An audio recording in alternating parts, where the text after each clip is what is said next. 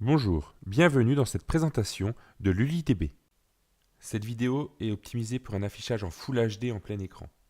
Si vous utilisez une autre résolution, certains textes peuvent être illisibles. Dans cette présentation, je vais vous montrer comment accéder aux binaires que vous avez stockés dans votre base de données.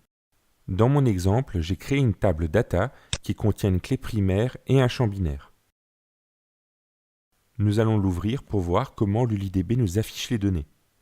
Au premier coup d'œil, on peut voir que la colonne data est différente de ce que proposent les autres logiciels.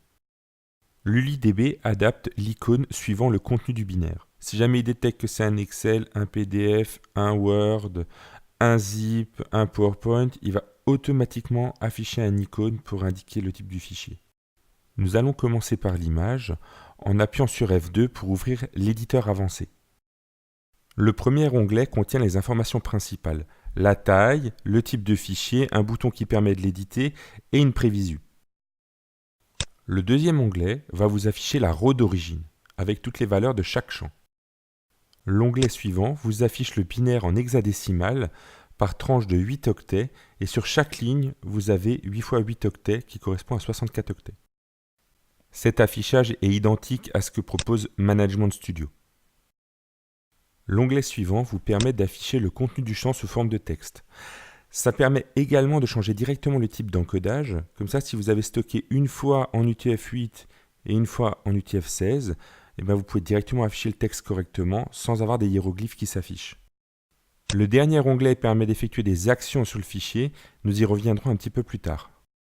Nous allons maintenant prendre un fichier Excel et travailler directement sur le fichier depuis LuliDB. Nous sélectionnons le fichier, on appuie sur F2 et l'éditeur avancé s'ouvre. Nous allons directement cliquer sur le bouton pour éditer le fichier. Là, nous voyons notre fichier Excel qui s'ouvre directement. Nous pouvons y accéder, le modifier. Nous allons effectuer une petite modification. Nous allons maintenant enregistrer le fichier Excel.